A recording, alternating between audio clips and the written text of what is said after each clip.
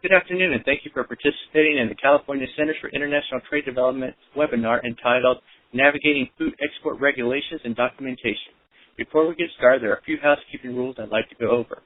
All lines are muted during the webinar. There will be limited time available at the end of the presentation for a question and answer session with myself and our presenter.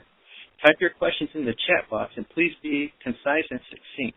We may not have enough time to answer all your questions, but we'll follow up through an email afterwards. For a PDF copy of this presentation, please email me directly, and I'll be sure to forward it to you. My name is Frank Nunes, and I'll be your host today. The CITD provides export training workshops, seminars, webinars periodically throughout the year. We have a team of experts available to assist you with your international trade-related challenges and questions, and even offer a toll-free ag hotline. One of the most popular services that the CITD offers is its market research. As a trade organization, the CITD has access to several resource subscriptions like Euromonitor International that allow the CITD to provide its clients with the latest consumer market research from around the world. What the CITD is most known for is its trade missions. The CITD hosts anywhere from 12 to 15 missions each year where we bring in foreign buyers to California and introduce them to California suppliers. Last year, these missions generated over $32 million in new export sales. I would like to introduce our speaker today. Mr. Dennis Lynch is a 33-year veteran of international trade who has held a variety of positions in the public and private sector. He has been directly involved in monitoring, troubleshooting, and facilitating export transactions for more than 25 years. Dennis is an integral part of the CITD team and is our go-to person for food and agricultural issues. He has assisted hundreds of CITD companies with technical assistance, customized market research, and foreign market entry plans. Dennis is a certified global business professional and a proud member of NASBITE, the National Association of Small Business International Trade Educators. At this time, I'd like to turn the presentation over to Dennis. Thank you, Frank. Good afternoon, everybody. Thanks a lot for joining us. We have a little time to go over a very important topic that I think we all share together, and that is talking about our food export regulations and documentations, at least trying to organize it in a way that makes sense. It is the number one most frequently asked question topic that we get, and that's one of the reasons that we're doing it today. It's actually can be extremely complex, and one of the main reasons is because it's rather intangible if you don't know where the resources are and how to kind of navigate your way through the system and have correct contacts.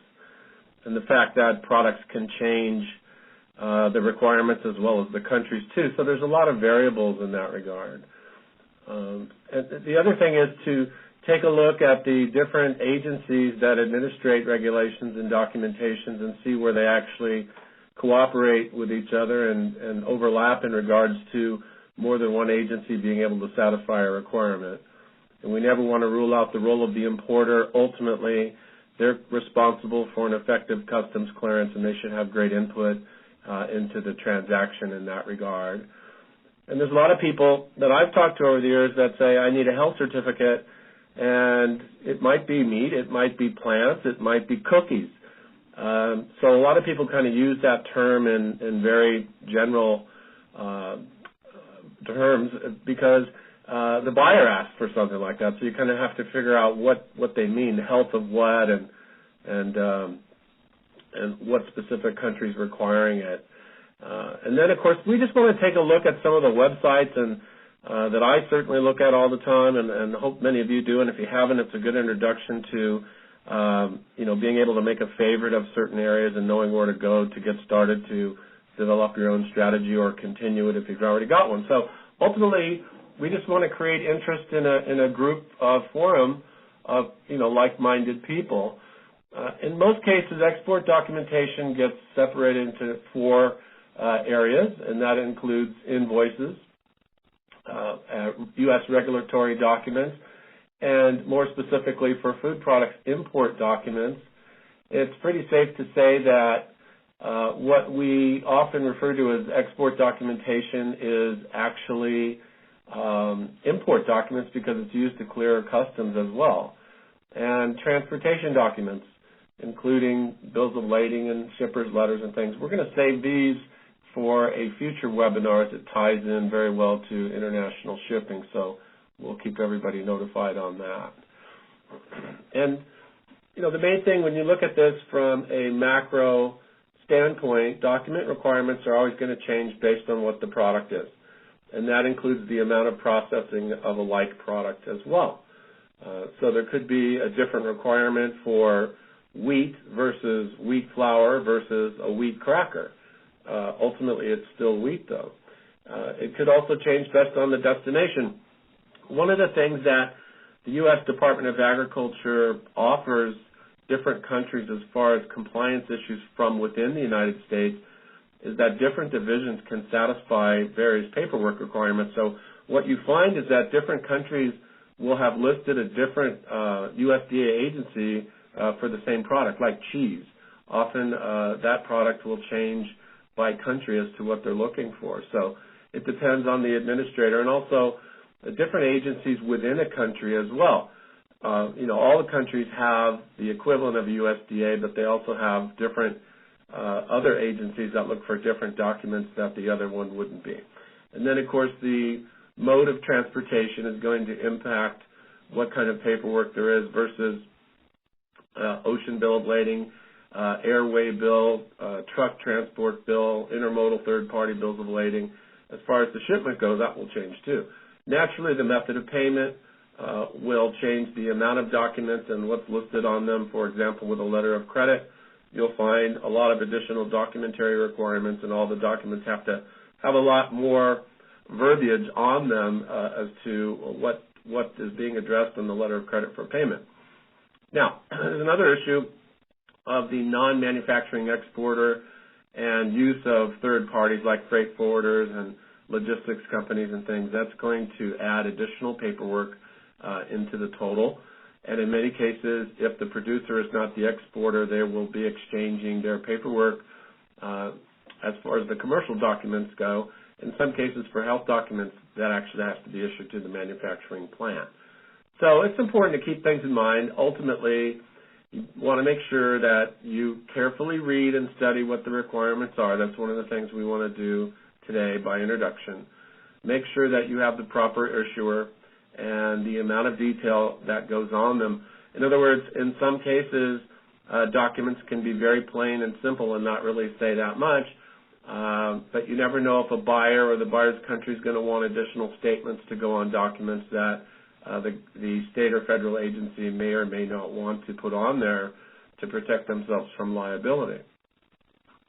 Most transactions begin with the request of a pro forma invoice. Obviously, the buyer is interested in buying something from the exporter, and that's going to be at a given geographic location using hopefully one of the Incoterms 2010. And so pro forma basically is a negotiable instrument. Pro forma means from the Latin as a matter of form. I would say as of today, your particular quotation to a buyer, including the products and the price and the mode of shipment and the method of payment and things like that, would be presented to them in an invoice form. And in many cases, of course it's your quote, but it's also used way in advance of a purchase. In many countries, like in Central and South America, it's part of the product registration process. Once it's completed and all the final details are put onto it, it becomes the commercial invoice. We do have 2 recorded webinars. One of them addresses this a little bit more thoroughly than we will, of course, in the future do more, but the Working with Buyers Communication, Presentation, and Follow-Up webinar that's in the CITD website actually has a good example of a pro forma invoice that you might want to take a look at too. So the commercial invoice, it's the bill. It's the finalized pro forma. It's the key international trade document that there is. It's much more important, as is the packing list, in international trade than it really is domestically. It has a lot more information on there, and it's used by a number of people, including, of course, the seller and buyer, freight forwarder, shipping company, customs brokers, insurance agencies. There's lots of people that are going to go to it first. So it's important to make these very thorough, not to have too much information on them, but plenty, and also keep it clear and separated and easy to read for people, because It's a key document, and nothing's going to clear customs without it. Just like the health certificates, it's really on equal standing whether or not you have a health requirement. Now, in some cases, some countries may ask for consular invoices. Some countries actually have their own printed that need to be filled out in addition to your commercial invoice, but often it's your own invoice that's going to get sent to the consulate of that destination country, often by the freight forwarder or service company or even yourself, to get stamped. They're taking a good look at all your documentation and making sure that the price is correct and the description of the product. They're looking for customs fraud, and a lot of these documents do. Many of you well know that duties are usually applied in an ad valorem basis. That means on value. So a 30-40% duty is quite common. In the food business, we actually have some other duties too, some specific that are based on weight, like per kilo or per liter, and also a compound duty rate, which is combining the percentage duty with the specific duty. So they're taking a very good look to make sure that there's nothing that's designed to avoid paying the proper duty at the destination. Canadian customs invoices are still used. They're not mandatory anymore, but they're preferred, and they're very thorough invoices. They provide quite a bit more information than a regular commercial invoice. So what they're asking from the issuer of the regular invoices to make sure they're very thorough and use it as a model. And for lower values, they never actually did ask for it. That's last time I checked last week. $1,600 Canadian is $1,451. So we're out of balance with the loon again, meaning products going up to Canada are a little bit more expensive than they were last year at this time. If you just use a search engine and type in Canadian customs invoice, you can see documents and instructions on how to fill it out and see if your customer is interested in using it.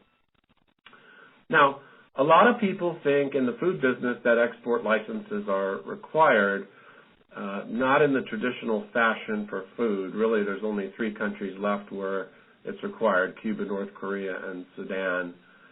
And that includes Iran, and it includes Syria temporarily. These are the kind of things that can change, of course.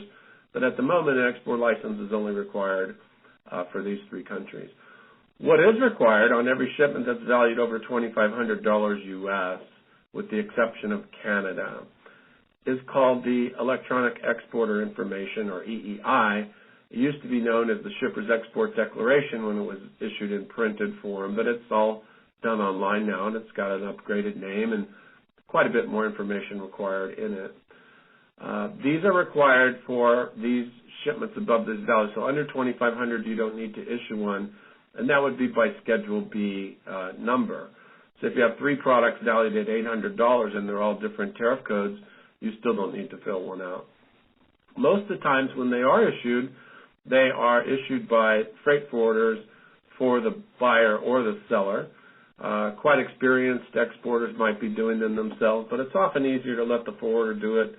They have much more timely access to the information that's required to go into them. So it makes a lot more sense. And they use the most popular software is the Automated Export System, or AES, and you can read more about that at aesdirect.census.gov. This is all information you can find in the Census Bureau. That's where most of the international trade information is available there. This is an example of the document, and most of it, it's a little small, I'm sure, but you can see that it's looking for shipment information. Where did it come from? Where is it going? What was the port of export? Where is it being unladen? How did it get there? Shipper consignee information, and of course down below they're looking for that Schedule B information that describes the product, the quantity, and the weight and the value. This information down here, in addition to some port information, but this information is released to us and where we get our export statistics, which is quite handy to research markets too. I'll mention that just shortly, a little bit more. Now, when we get into more product-specific, particularly food, there's different certificates and things that can be required. They might not all be required by the government. Sometimes they could be by the company themselves. And one of the main ones is certificate of analysis, often done for feed and grain and health food supplements, fruits and vegetables. You could say, food is topical. Just like a lot of lotions and things, they have to be, it means that you put it on you or you put it in you. So they're very careful about the health attributes of what's being consumed. In the last few years, the Certificate of Free Sale, or COFS, as we're referring to it now, is often issued for processed foods. The issuer or issuing agency and the name of the document can depend on the different states. They're organized a little bit differently. The FDA also issues certificates of free sale. And certainly for meat products going into any Islamic state, they require halal certificate of slaughter for the meat. Although, there's certifying agencies that are available in the United States to oversee that and provide certification. We are seeing now in Malaysia and to some extent Indonesia, they're preferring halal foods for everything. And you'll probably see that develop over time into the Middle East. Right now it's just meat.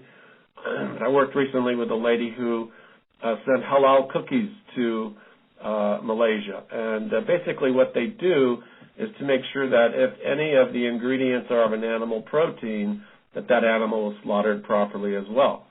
And so they're going back down into the food chain to make sure that that's true. So you may see people saying that a lot of their ingredients are halal certified as well, so you might buy them to create your finished product.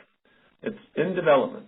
Now, when most people say they need a health certificate, not all but most, it's going to have to do something to do with animals or plants and plant products. So it's going to be anything with animal protein in it, and meats, of course, and dairy, and fresh fruits and vegetables. And there's different agencies that we work with in the United States, including what we call APHIS, the Animal Plant Health Inspection Service, or FICIS, the Food Safety Inspection Service, or AMS, the Agricultural Marketing Service, all of USDA. And so this is important to know at the outset that there's different agencies within USDA that issue certificates for different types of products and then can change depending on the destination. We also have often a request for ingredient certificate, and a lot of times I see that these are allowed to be done specifically by the manufacturer, especially if it's professional, and that everybody really does know all the ingredients and often where they come from. But in some cases, they may want a lab to issue it. If a country's looking for GMO-free products, for example, or the absence of any particular minimum residue, something like that, they may want it proved. So what you find is that a lot of countries are asking for the U.S. exporter to submit their product to a third-party lab. This is done with organic foods all the time, of course. That's specifically approving for their particular country. And those are going to be in the reports that we'll look at shortly. For grains, you also have another USDA agency. That's GIPSA, Grain Inspection Packard Stockyard Administration. And because of the bulk of these products and the cost of handling, the inspections are all on the exporter too, so they want to make sure that they can recover their costs in their quotation to the buyer. A lot of the developing countries, we'll call them third world perhaps, are still asking for pre-shipment inspections. This is also to avoid customs fraud and faulty products being dumped into their market. And these inspection agencies include Bureau Veritas, SGS, and Intertech. You could just type them online and see which countries they do them for and how does that work. They're actually hired by that destination country. You don't go out of pocket necessarily, but they do take your time, and they do come to your facility, and they look at the product, and they look at the documents, and they make sure that everything is as described. They may perforate those documents to make sure that they're only the ones allowed to be used at customs clearance at the destination. And then we have a certificate of origin. Now, origin, of course, is a very important word in international trade, and that is based on the origin of manufacture, not really the origin of the shipment, where something was made. Very important. We have a general use certificate of origin, which is issued by a third party with any state authorization. Now, it's most often going to be a chamber of commerce. But what they often do, particularly in busy kind of port areas, is to lease their seal to a freight forwarder, so freight forwarders can issue certificates of origin in-house with a local chamber of commerce's seal. You also find them required often from banks who've issued letters of credit, and they add that in to make sure that they're putting up their money on a U.S. product and not something coming from somewhere else. So that's always generally going to be a requirement. And, although European Union is effectively a common external tariff, Spain asks for a certificate of origin, but the EU doesn't. It's not an external requirement among all of them. So countries can specifically, particularly within Europe is a good example of that, for all the health certificates, they're generally going to be exactly the same. But for processed products, EU countries have the right to ask for whatever they want. And processed product certificate instructions are not even printed anymore in their certificate requirements. It's all animal proteins and fresh fruits and vegetables, and mostly they're focused on animals. China is now asking for one months in advance of any negotiation or shipment taking place, which is awkward because a lot of the information is actually shipping information, but they just wanted to start their product registration process too. Now, we have free trade agreements with 20 countries, and really only 3 have a mandated certificate issuance requirement. That's Israel and NAFTA and Jordan, but Jordan doesn't have a free trade agreement certificate. They ask for a general use to be issued and then legalized by the Jordanian Embassy or Arab American Chamber of Commerce. In Chile and the Central American Dominican Republic Free Trade Agreement, they do have a certificate, but it's optional to submit. And Korean Customs has come up with a template for their free trade agreement that's optional to use. And Australia has a letter that they actually use, which helps the U.S. supplier demonstrate that the product qualifies for the agreement. Particularly the newer agreements, and all these others listed here, do not have a certificate of origin or an origin requirement. The responsibility is on the importer to make sure that the product qualifies for the agreement. But obviously, as an exporter, you want to assist all you can in that regard and make sure that they get all their questions answered from you. So I would create my own letter like Australian offers. You can learn all about this in export.gov.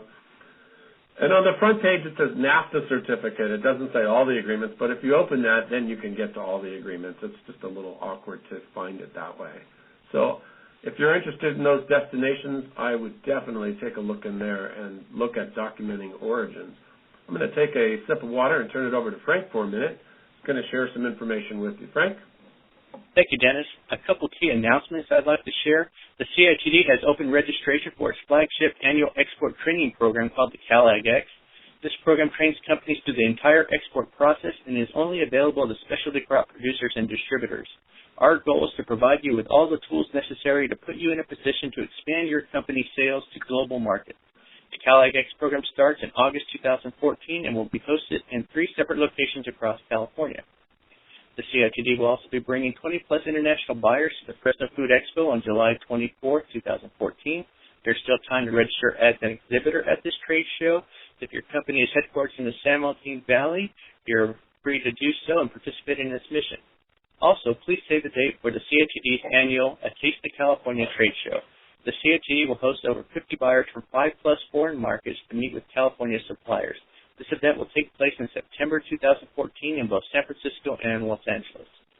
For additional information on these and future events, please visit the events page on our website at www.fresnocitd.org/events. At this time, I'd like to turn the presentation back over to Dennis. Thanks very much, Frank. Now what we're going to do is take a look at some of the websites. And I'm going to show this again later, so I just want to give you an idea of where we're headed now for the next 20 minutes or so. And that is to click through most of these. We're not well represented with grains or fish today. We're going to go through the ones where most of the companies are. And that begins with the Foreign Agricultural Service and the California Department of Food and Agriculture, Food and Drug Administration, APHIS, as we mentioned earlier, Animal Plant Health Inspection, AMS, Agricultural Marketing, FICIS, Food Safety Inspection. And also for our wine folks, we've got the ttb.gov, Alcohol, Tobacco, Tax and Trade Bureau. And then, as I mentioned, GIPSA is for the grains. And anybody interested in seafood export certification goes to NOAA, National Oceanic and Atmospheric Administration. Kind of an odd name, but they do have a seafood inspection program, and that's where you get your export certificates for any fish product. Okay? So the first thing I want to say is if you've never looked at this website, fas.usda.gov, I strongly encourage you to. And the reason is that this is where you find access to just about everything that you need. And access is direct or indirect. In other words, it's a platform. The Foreign Agricultural Service is the international marketing arm of USDA. And, of course, we've already talked about some other ones, but this is who publishes the reports that we use so often to find out what's going on in different countries. All right? They actually have offices in about 80 countries and are referred to as the Agricultural Trade Office, or they refer to themselves as the Post. And they're there to advocate for U.S. food and ag exporters, and in many cases that includes lobbying to get containers and other shipments released from customs when there is a dispute on something usually has to do with documentation or lack thereof. So they publish all kinds of different reports that are really valuable. And again, fas.usda.gov, pull that one up and make it a favorite so you can get back to it often. And as you'll see, it's extremely valuable. For all the stuff that they have in there today, what we're looking for are what we refer to as FAIRS reports, Food and Agricultural Import Regulations and Standards, as well as we want to look at CERTS reports, the FAIRS Export Certificate reports, and then perhaps any FAIRS subject-specific reports. They are usually published with perishable products because regulations can change more often than they can with dry goods. And this is what the front page looks like right now, and what we want to click on is data and analysis on the front page. Although, of course, like I said, there's a lot of other stuff in there. And then what we want to do is go into the GAIN reporting, Global Agricultural Information Network, once you've clicked on data and analysis. And then what you want to do is to use the program, actually three things to start with. And one is to take this back. I usually take it back a year, to January 1st the year before, which I did here, January 1st, 2013. And I must have done this on March 31st, 2014, because that's the date, okay? Give yourself a range. If you don't find what you're looking for, you can turn this back a little further. It might come on. And then what I did is I opened up, these are trees that you open up, and I opened up Exporter Assistance.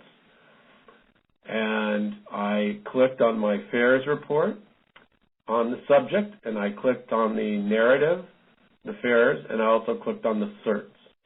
And then I picked my country, and I picked Mexico, okay?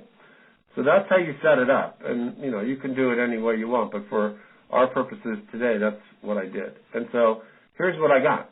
I The 10 most recent records, well, this one was from the end of January, and this is the fairs for Mexico. It has all the information about their food regulations, labeling, additives, ingredients, how everything works, a look at their websites to their other government organizations so you can read more. And then this one down here is a very recent certificate requirement. And so that's what we call the certs. And then you can see they've been active in tariff rate quotas for dairy blends and milk powder and, done some tariff changes. So this is an area that you really want to, be in to keep track of what's going on in a regulatory way in that country. Okay? So fairs and certs.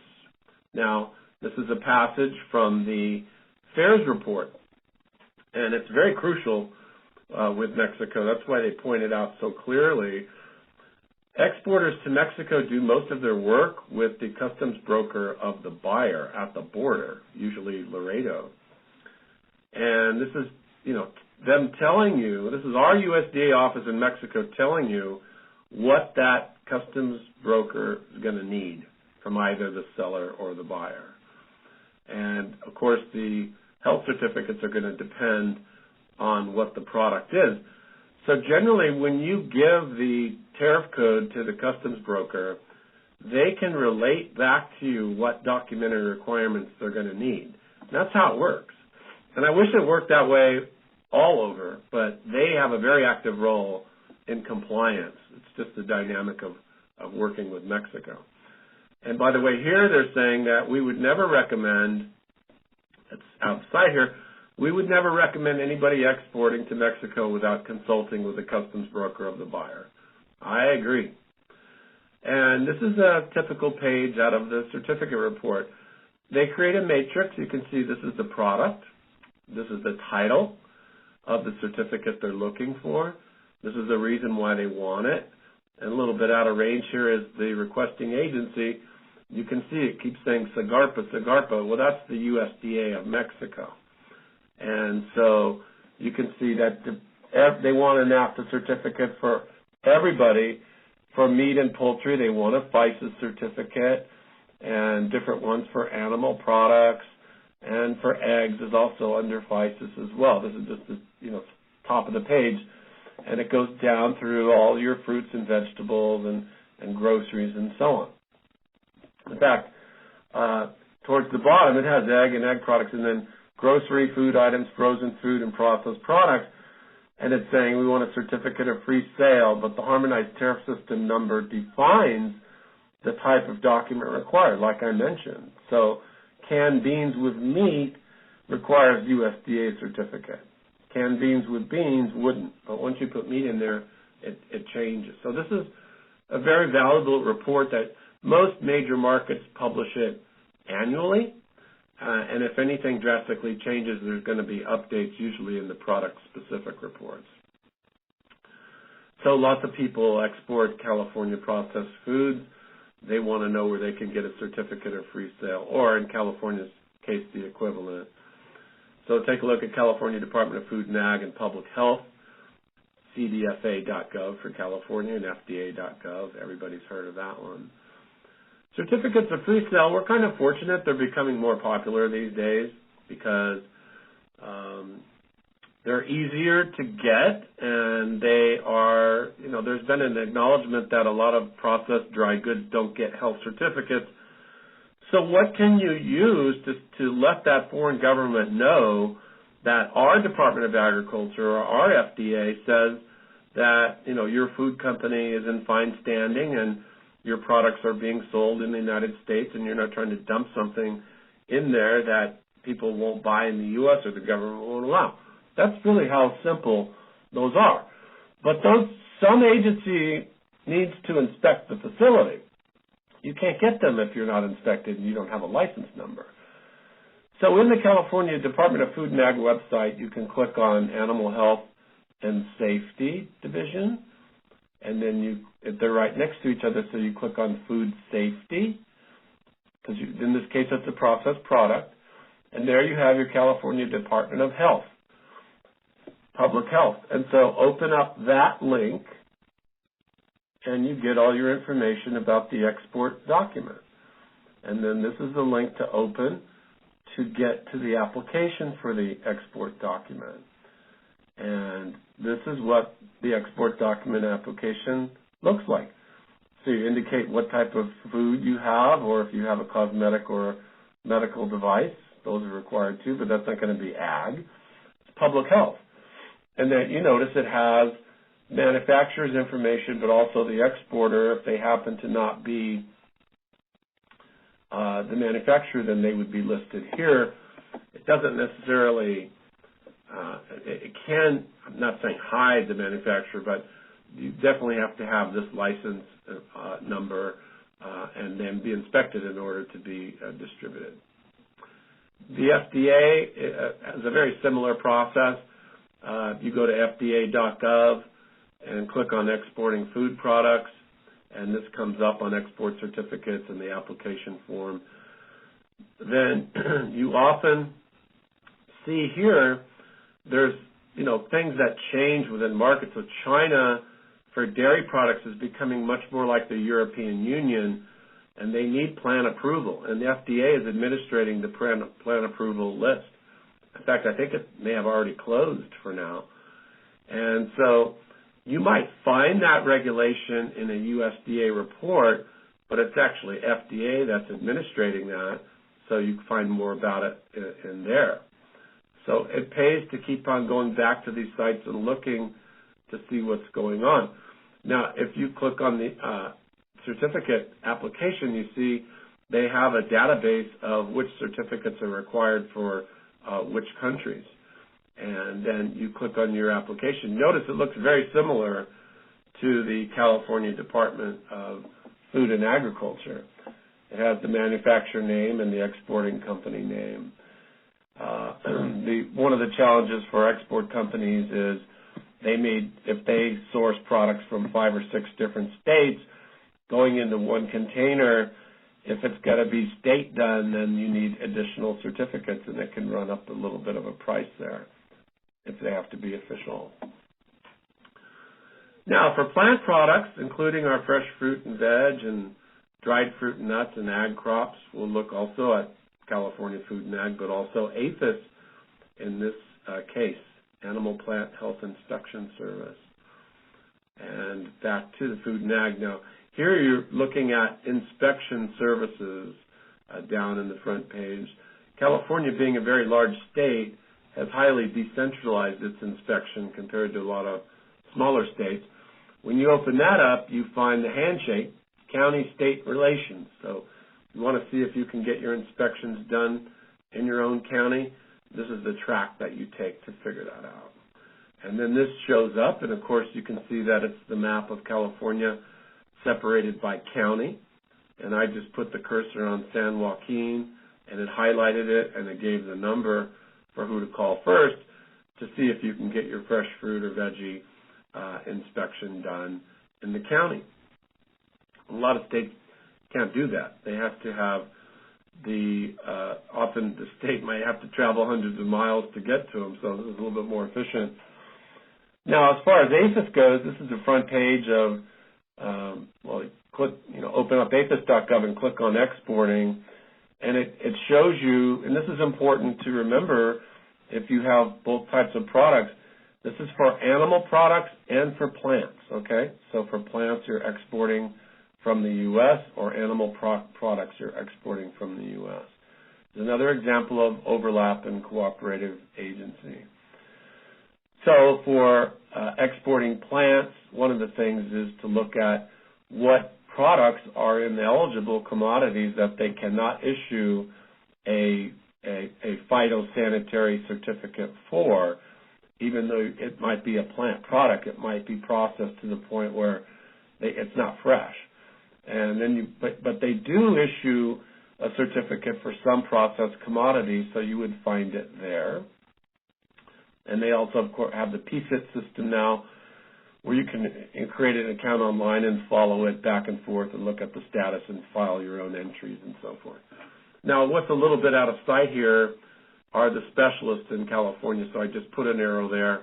and just went down to the next page, and you can see that it'll tell you who's covering by county, who's your export certification specialist, your USDA APHIS PPQ issuer. And it actually really runs north to south. So as you page down, you're heading towards San Diego. Interestingly enough, it's not really in alphabetical order, it's in geographical order. But you should find a good contact for you to start with right there. They also have a database of which countries have wood packing requirements, particularly using the international standards in ISPM 15 pallets. Now, I always recommend people just use them for all their exports, but apparently there's some waivers there. That's where you find that database. Now, if we're considering dairy, we're looking at APHIS again, but also AMS, as well as Food and Ag in the state. If it's possible to get something for dairy export from the state, that was where you would go. And, of course, instead on the front page, you go into milk and dairy food safety to get information there on exporting. But in APHIS, generally, they do a lot of dairy, but the AMS also does a lot of dairy. I think aimed more at Europe, really. But you may need to check both sites to see who may or may not issue certificates for different animal protein products. So when I say animal protein, it may not include, like burgers and bacon and things. You won't find that in APHIS. That's going to be in the Food Safety Inspection Service. But this is where you get most of your pet food requirements and tallow and feathers and, lots of things are animal products that are not edible. At AMS, you can click on the front page on your grading certification and verification, and that will take you to another slide where you can see we're looking at dairy, but they do fruit and vegetable too, and they do livestock and poultry and tobacco. So that's what I mean when I say, different divisions kind of overlap in certain areas, either by product or by country. So it's just a matter of figuring out which is the most efficient one or the required one for you. And then you click on International Dairy Programs and Services, and it will take you to that page, and you can see that's where you get your sanitary certificates. But they do most of their work for dairy and European Union. Occasionally there'll be an AMS dairy certificate will be required for cheese. Usually it's APHIS. And these are your contacts here. This guy I've happened to have done a couple seminars with. He's very nice and approachable. So anybody with any questions of what's going on in AMS dairies shouldn't hesitate to give him a call. He's actually in Illinois. Now take a look at the differences in meat and animal products, again, that contain meat. That's going to be FISIS and APHIS. So FISIS is, it's the organization first, then USDA, and then .gov in all cases. So back to that certificate requirement report from Mexico, and I said the meat and poultry products need a FISIS, meat and poultry export certificate of wholesomeness. Well, that's where you want to go to the FISIS website and see how this works. And this is it, fisis.usda.gov. Now, if you put your cursor on program and service, all this will open up. You want to click on exporting products, and then you advance into your document requirements by country. Now, the most common certificate is the FISIS 9060-5, and this reminds me to say that a lot of people say USDA export certificate, but they all have numbers. They all have sequential numbers and letters, so people may ask which FISIS or which APHIS or which USDA inspection certificate. Often it might be a little better to be more specific by the type of number that you need. And you can see it's not, terribly detailed. The key is that it's signed off by an inspector who tested the lot of meat product here for the safety, and it's satisfying that requirement of the country. So back in APHIS under exporting animal products, the first thing that you notice when you open up that is that it has revised country requirements for plant lists. So there's a number of countries that will only accept import meat from certain authorized plants in the United States. And this is where you find out which plants are authorized, and this is where you find out how you can also become authorized if you need to.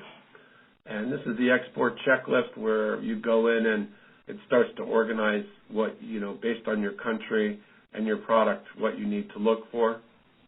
There's also requirements by country in the library format. And more particular to meat exporters, a lot of countries have what's called an EV program, export verification. It's a little stricter than non-EV, and it also usually requires plant approval. And so I understand from people I've talked to, it costs about $6,000 or so to qualify for that, and it takes a little bit longer and it's a little stricter, but if the business is worth it, then people invest in that program. So export verification, sometimes people will kind of grimace a little bit when they hear that, or even decide whether or not they want to pursue the market, though.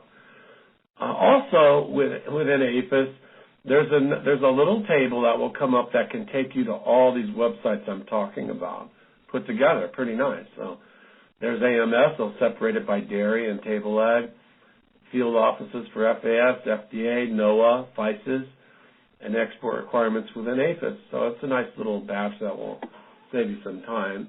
And that might be a page to make a favorite of. If you have more than one type of product, then you're probably going to have to go to more than one type of agency. The export regulations for wine and beer and spirits, as I mentioned, come from ttb.gov. This has been around now about 10 years. It was an offshoot, a spin-off of ATF, and they wanted to get the firearms away from the consumer products, and have done so. And this is great. I wish more of these websites were organized like this one. You click on topics when you get there and click on importer, exporter, and then it takes you to all the documents that they can issue for you based on, the requirement of the destination market. And they also have a country searchable database, which makes it quite easy to find out exactly what a particular country wants from you. And since wine is the number one destination export from California to the UK, I picked the UK, and then it goes to the country and it goes through all your labeling and all your requirements and documents, and then it lists them down below here. So it makes it real easy to work with your customer to satisfy the requirement. So in Europe, they feel that TTB has satisfied all the requirements and that the labeling is done right and the bottle size is right and all that, then it goes right into the market. So, again, in review of those websites, I know this can be a little confusing, but we have over 100 different products represented online today. So it's kind of hard to, drill down too far into each one, and we anticipated that. To my knowledge, no presentation has ever been done like this. I certainly would have attended it. And I spend a lot of time doing this. We felt it was really timely to kind of put something together for people. Now, please remember that this is also recorded, meaning you'll be able to go back in and go through this anytime you want and find the section that you need and go to it and use it. So FAS is the website that's most important, and that's where you get your fairs and search reports. And in those fairs and search reports, you find links to the other USDA agencies. You find links to the foreign government agencies for more detail on what they've said that's been interpreted by the Agricultural Trade Office. That's where you also get a lot of marketing information that you should be looking at too, exporter guides, retail reports, food ingredient, hotel, restaurant, all that kind of stuff is also in there. Just take some time and knock around, but particularly regulatory-wise, this is really the best place to start. Our California Department of Food and Agriculture is very pro-export. CITD works hand in hand with them on a de facto basis, supporting their mission, and they do a very good job because agriculture is such a big part of the state's economy to make sure that particularly exporters are up to date on what's going on. And then FDA, very quick response to people issuing certificates, very friendly staff. I haven't heard anybody make a complaint. Sometimes it might take a little longer than you think. You always have to give yourself a good lead time when you're looking for these kind of documents, but I know sometimes it happens in an emergency. APHIS, just remember that's where you get all your fresh fruit and vegetable and nut certificates, but they also do all those animal protein products, including cheese and pet food. AMS does just about everything, but they kind of specialize in dairy to Europe, but you can get fruit and vegetable certification there too. FICIS is animal product, but it's meat, whereas APHIS is a lot of animal product that's not necessarily meat, but can include dairy. That was the point I was trying to make there. And then for your beer and wines, ttb.gov, you just saw it. It's very well done. And then you have GIPSA for grains, and you have NOAA for your seafood. And those people are very responsive too and do a good job with seafood exports from all of our coasts and even in the interior of the country. So I would, by takeaway, say my recommendation would be to consider the countries of your choice to start with and go in there into FAS and read those fairs and CERT as well as any other reports that's related to it. And the thing is, when you're working with an importer, and imagine just for a minute you were an importer of food, you would probably really know what you needed to clear customs. You would have consulted with your broker, and you would be able to tell your supplier. We tend to try and do all this ourselves, and that's a mistake. We should be working in cooperation with the buyer. I would never ship anything to anybody internationally unless they told me I had exactly what they needed to avoid surprises. You have to make it their responsibility and not yours. And that means use these reports as a basis. Share the information. Share the report. I've seen that done. And kind of get a gauge on their depth of knowledge. Remember that they have a right to ask for some documents that are not really export documents per se. They're not being required by the foreign country, but the company themselves might. And also that documents could change based on the destination as well as the product. And of course that processed foods can't get FIDO certificate. So if you have a dry good and the buyer says they need a health certificate, then you go back into the fairs and search and see if you can determine, which ones they're talking about and work it backwards that way.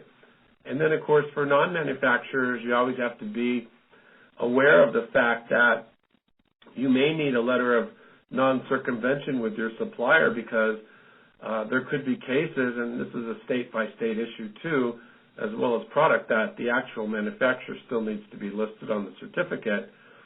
So, you kind of have to work through that rather than trying to argue with the government that's issuing it. You might as well get an agreement with your supplier to make sure that, if the buyer finds out who they are, they don't go to them directly and kind of go around you. You'd like people on both sides to be able to offer you that for the service that you're providing. Okay, so that's it for me today. I'm going to turn it back over to Frank now and see if we can answer some of your questions as we go along here. Frank? Thank you, Dennis. Well, we have a little bit of time left, so we'll go ahead and go right into the questions that were submitted. First question, are there any countries that accept USDA labeling standards? Yes, there are. And in fact, that's a good question. You'll find in many countries in the Caribbean actually do that. It's posted in their fairs and search reports. They are trusting of USDA. In fact, most of the world thinks very highly of our standards, and why wouldn't they? And, if we tell them that, our government feels that the food is safe and the processes are according to the Code of Federal Regulations, that should satisfy the requirement. With a few exceptions with meat, I think the Philippines also accepts the USDA standards. And many of that includes the label, by the way, as well as the ingredient control. Great. Second question. Our experience with free sale certificates issued by the California Department of Health takes 8 weeks. Is this still true? Well, that was something that was a huge problem for a while. And as of last November, in fact, if I can't, I'll just move back here to that one and show you that on the page where you get your form, there is an announcement here on October 4th that Governor Brown, and now he's reacting to the thousands of complaints that were being made that it was taking too long, enhanced this process and also allowed the documents to be good for 6 months at a time, and I believe threw some resources at it so it's being done quicker. So I don't think it's taking that long, but yeah, I heard that a lot, and I've heard actually longer than 8 weeks. And Frank, I think you can sympathize with that. You've heard that a lot yourself. There is a question of and Frank pointed this out to me when I said it's possible to get certificates of free sale from other agencies. Frank's point was, very well taken, they're going to be missing the key stamp or seal of the California Department of Public Health. They can issue a certificate that says your product's being sold because they can tell it is, but it's not technically got that health seal on it. It might make it through customs, it might not. So I would still stick with them. In any state, it's best to have the inspecting a government agency issue your export certificates because they're the ones who know best, if that's the one that's acceptable. Great. Next question. A company in the U.S. is buying my product for export. They say they don't need any export documents from me. Is this true? Well, that's a very good question, and we were just kind of ended up there on that issue of non-manufacturer. Now, my first concern wouldn't be about the documents. My concern would be, how come I don't know where it's going? I don't think I'd sell anything to anybody without them having some kind of an agreement with me so I have some knowledge of where my products are ending up. They're my products. And I could also use that knowledge to check those regulatory requirements myself to see if it's in fact true. And in many cases it is. I mean, the commercial documents, obviously there can be a switch out between invoices and packing list private things. But as far as health certificates, in some cases the manufacturer's information is key. And you may find in some instances where exporters are able to get health certificates in their own name. But I've also heard of hundreds of cases where the government won't allow it. So I would say if I have a perishable product, meat or vegetable or something like that, it could be very likely that my certificate or something, knowledge of my plant number or my health license is going to need to be shared to clear through customs. So that's a question that's really important, and it's one that needs to be worked out both by the supplier and the exporter to make sure that it's the foreign country requirement that gets satisfied. And that's the case I was making about the letter of non-circumvention. If you're going out of your way to hide your supplier from, your buyer, ultimately they're probably going to be able to figure out who it is anyway. Why not get agreements with both of them on a business document that says letter of non-circumvention that you're not going to go around, neither of them will go around you and do business for all the hard work you put into arranging it. We have time for one last question. A Colombian company says they need a certificate of constitution from us for product registration. I cannot find it anywhere. What does this mean? Well, you know what, I've heard that over the years, probably once a year, and the first time it was from a company that makes gummy bears, I think it was, or something like a gummy bear. And this is the interesting thing. When you translate, it sounds very governmental, so you think that it's a government certificate. But what it means is, what constitutes your product? What is it constituted of? So they're actually asking for an ingredient listing, which you can provide yourself privately. You don't need to have it issued by anybody else.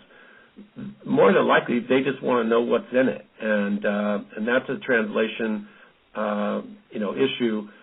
We don't use what it constitutes of in that context, but many Spanish-speaking countries would use that, particularly in regards to food. So that's a good question. I have heard it before. Great. Well, that's all the time we have today for questions.